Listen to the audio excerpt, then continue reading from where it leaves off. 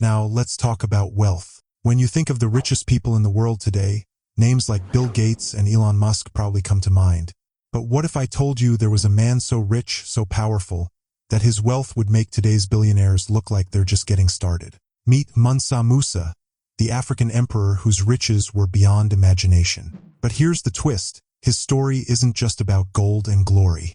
It's also about power, conquest, and a shocking transformation that changed the course of history. Our story begins in the year 1280, in the heart of the Mali Empire.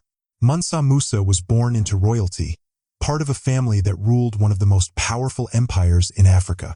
But don't think his rise to power was easy or handed to him. No, Mansa Musa had to wait his turn. For years, he lived in the shadow of his older brother, Mansa Abu Bakr, who was the ruler at the time. Then, in 1312, something unexpected happened. Abu Bakr, the king, decided to leave his throne behind. Why? He wanted to become an explorer. Can you imagine? A king giving up everything to sail into the unknown? Well, that's exactly what he did. Abu Bakr gathered a massive fleet of 2,000 ships, filled with men, women, and even slaves, and set off to explore the Atlantic Ocean. But here's the crazy part, he never came back. His disappearance was a mystery, and it left the Mali Empire without a leader. This was Mansa Musa's moment. 32 years old, he stepped up to take the throne. And let me tell you, he didn't waste any time. Mansa Musa was a man with a vision, and he was determined to make his mark on history. He started by expanding the empire through military conquests and strategic alliances. He wasn't just building an empire, he was building a legacy. One of his most significant achievements was capturing the legendary city of Timbuktu. This wasn't just any city. It was a major hub for trade, culture, and learning. By taking control of Timbuktu, Mansa Musa solidified Mali's position as the dominant power in West Africa. But he didn't stop there. He went on to annex 24 more cities, stretching the empire's borders to over 2,000 miles. To put that into perspective, his empire was nearly twice the size of Texas. Imagine living in a kingdom so vast that it would take you a full year to travel from one end to the other. That's how big Mansa Musa's empire was. Even the famous 14th century traveler Ibn Battuta confirmed this. He wrote that it took him 4 months to travel from the northern borders of the empire to the southern capital of Niamey. That's how massive and powerful Mali had become under Mansa Musa's rule. But here's where things get even more interesting. While Mansa Musa was busy building his empire, he was also building something else, a reputation. At first, he was known as a ruthless conqueror, a man who would stop at nothing to expand his power. His wealth came from gold mines, salt trade, and, yes, even slavery. He ruled with an iron fist, and many feared him. However, something happened that would change everything. A single tragic mistake would transform Mansa Musa from a feared tyrant into a generous and beloved ruler. But what was that mistake? And how did it change him? Well, that's a story for another time. Asterisk, don't go anywhere. Make sure you're subscribed because in the next part of this series, we'll uncover the shocking event that turned Mansa Musa's life upside down. You won't believe how one decision changed the course of history.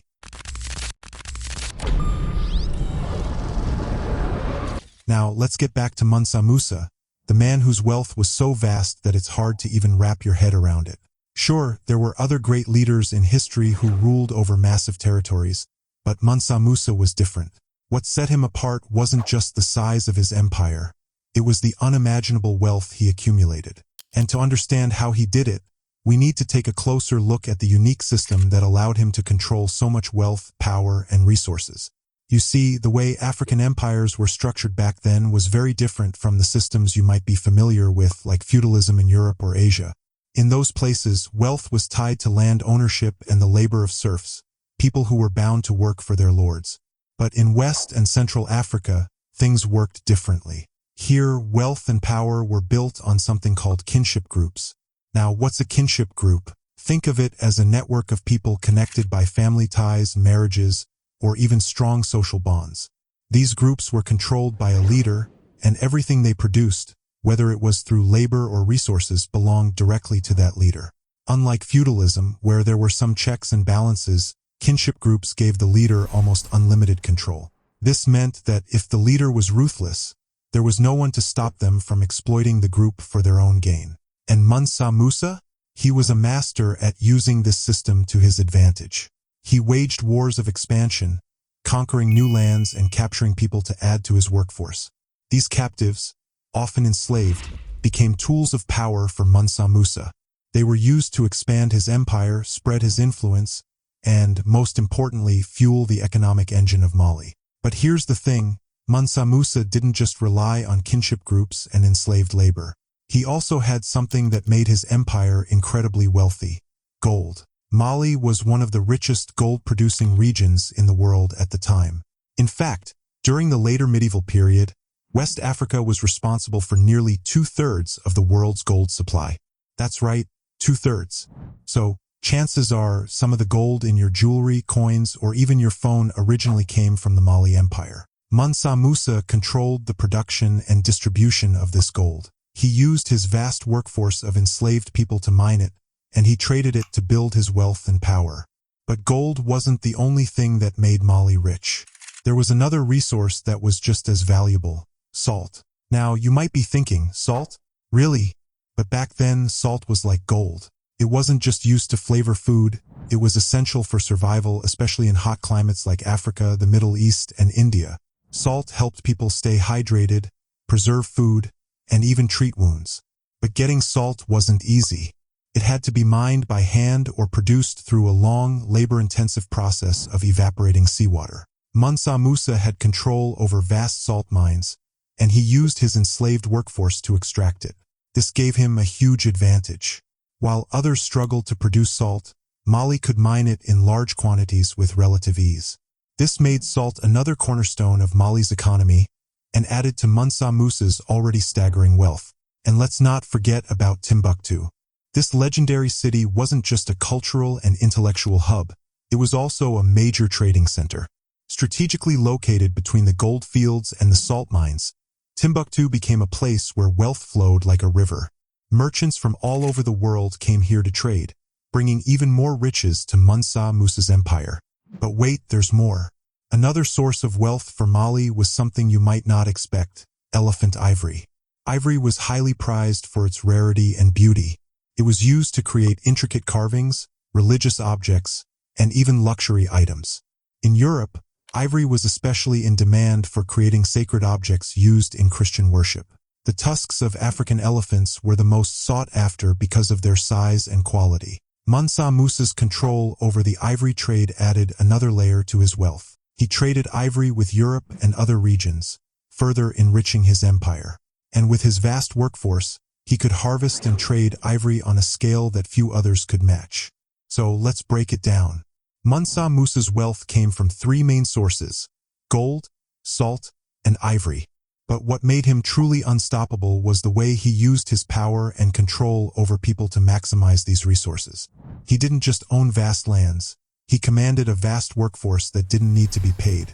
This gave him unparalleled control over the economy and allowed him to build an empire that was the envy of the world. But here's the question: how did Mansa Musa use all this wealth? Did he hoard it for himself, or did he share it with his people? And what about the darker side of his empire, the wars, the enslavement, the exploitation?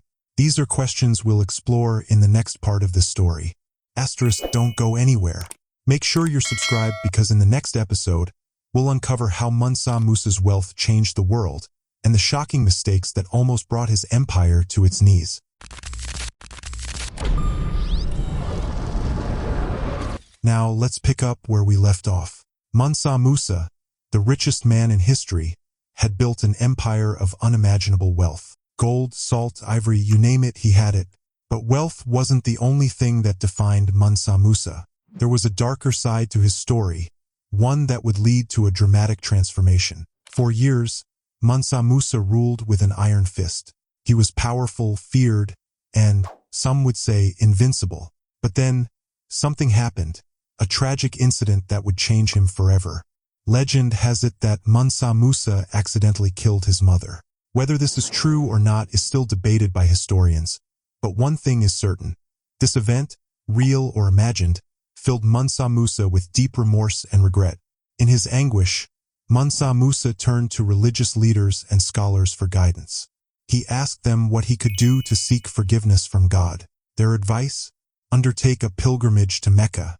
This journey, known as the Hajj, is one of the most important acts of faith for a Muslim. For Mansa Musa, it wasn't just a spiritual journey, it was a chance to redeem himself. So, in the year 1324, at the age of 44, Mansa Musa set out on his famous pilgrimage to Mecca.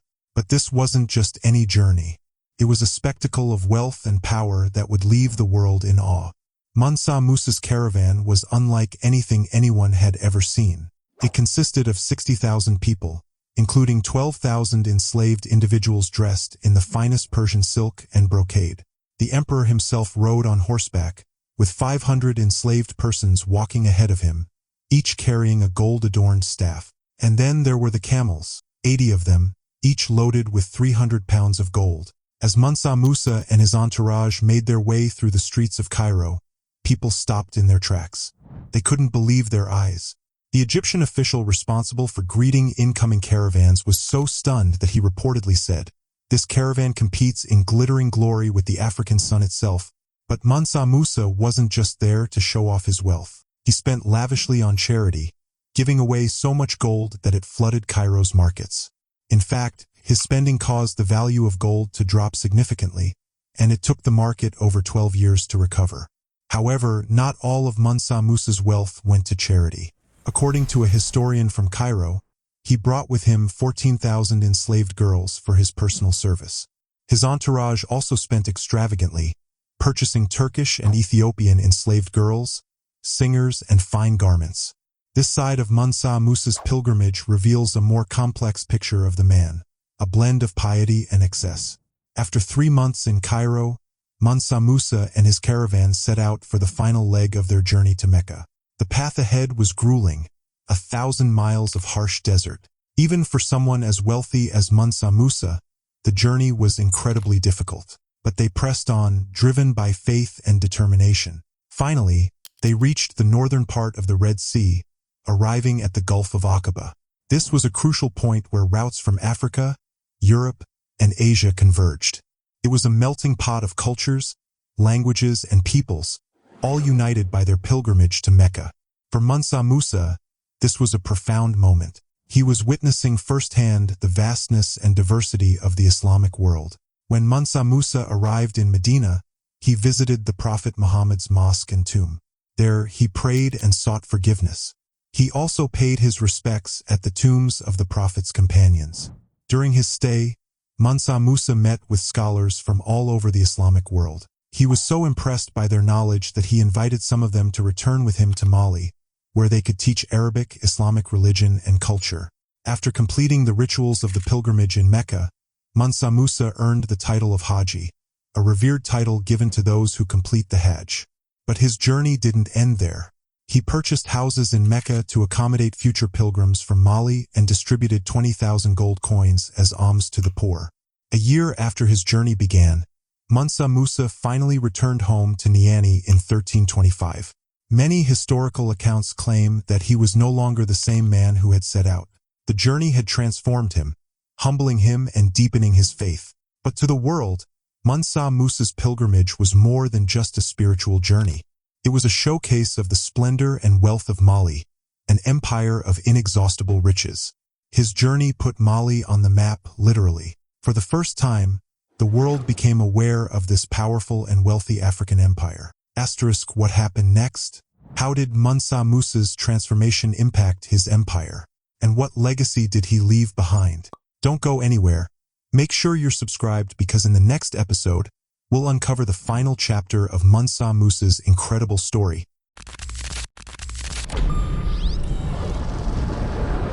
Now, let's talk about Mansa Musa's return to Mali after his life-changing pilgrimage to Mecca. If we take some of the claims at face value, we can say that Mansa Musa came back not just as a wealthy ruler, but as a man with a mission.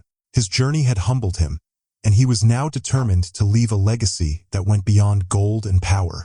He wanted to build an empire that would stand the test of time, a place of learning, culture, and prosperity for his people.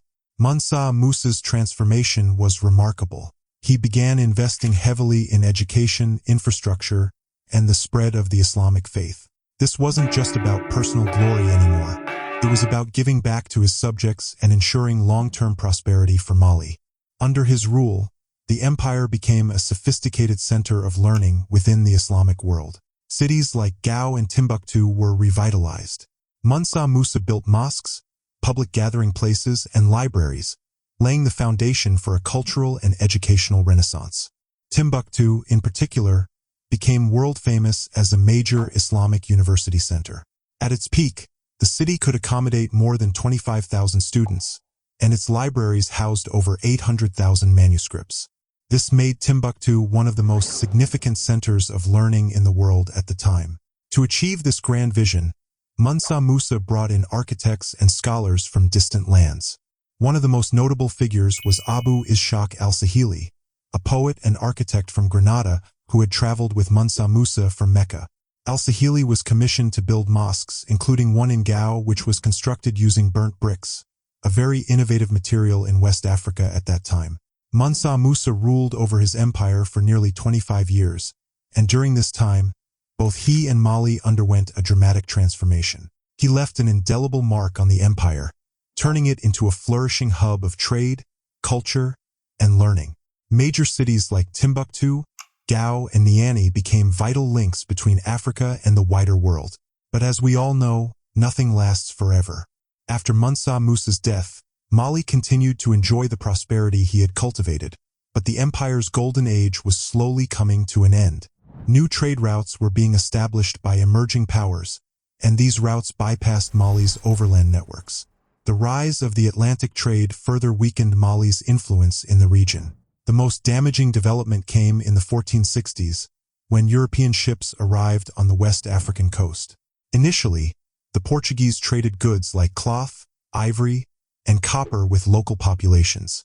But as European demand for enslaved people grew, the nature of trade changed drastically.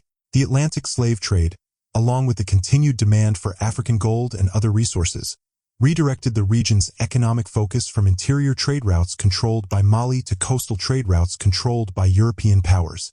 This shift eroded Mali's economic power and influence. Regions that had once been part of the empire began to revolt and break away. The greatest blow came when the city of Gao, one of Mali's most crucial and influential cities, became the center of a revolt. Gao had a rich history as the capital of an independent kingdom before it was absorbed into the Mali Empire. The seeds of rebellion had been simmering for years, and in the 1460s, they finally erupted.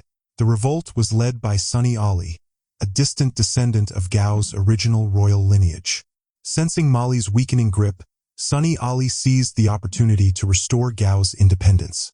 Sunni Ali was a military genius, and he successfully established a new independent kingdom centered around Gao. This kingdom became known as the Songhai Empire. But Sunni Ali's ambitions didn't stop at independence. He wanted to challenge his former overlords. Recognizing Mali's vulnerability, he and his successor, Askia Muhammad I, embarked on a campaign to conquer much of Mali's territory. The Songhai Empire rapidly expanded, nearly matching the size and influence of the Mali Empire at its peak. By the middle of the 17th century, the once great Mali Empire was a shadow of its former self. It had been decimated by internal strife and external attacks. Mansa Musa's wealth had been immense, but it was built on a shaky foundation. The control of overland trade routes, which had been the backbone of Mali's economy, was not meant to last. As other trade routes and strategies were developed by competing powers, Mali's downfall became inevitable. But what about Mansa Musa's descendants? Did they fade into obscurity? Surprisingly, no. Despite the loss of wealth and royal power, Mansa Musa's descendants continued to enjoy influence to this day. The cultural and historical impact of the Mali Empire remained significant. In modern-day Mali, figures like Salif Keita, one of Africa's most influential musicians, and Modibo Keita, the first president of Mali, trace their lineage back to the great empire. Even in recent history, Ibrahim Boubacar Keita, who led Mali from 2013 until his removal in a 2020 coup, was part of Mansa Musa's enduring legacy. Mansa Musa's rise marked the transformation of the Mali Empire into a global powerhouse. He forged an empire known for its wealth, cultural influence, and intellectual achievements. But more than his immense wealth, it was how he used that wealth that defined his legacy. If he had simply amassed riches and kept them to himself, history would have forgotten him as just another wealthy ruler. It was through his extraordinary acts of generosity, his commitment to public works, and his dedication to education and culture that Mansa Musa etched his name into the annals of history. However, it's crucial to recognize that his prosperity was built on the exploitation and suffering of enslaved people. While his contributions to education and infrastructure were significant, they were made possible by a system of brutality and forced labor that cannot be overlooked. And that's the story of Mansa Musa, a man of immense wealth, power, and transformation. But what do you think? Was he a great leader who left a lasting legacy, or was his empire built on a foundation of exploitation? Let me know your thoughts in the comments below. Don't forget to like, subscribe, and hit that notification bell for more incredible stories like this. Thanks for watching, and I'll see you in the next video.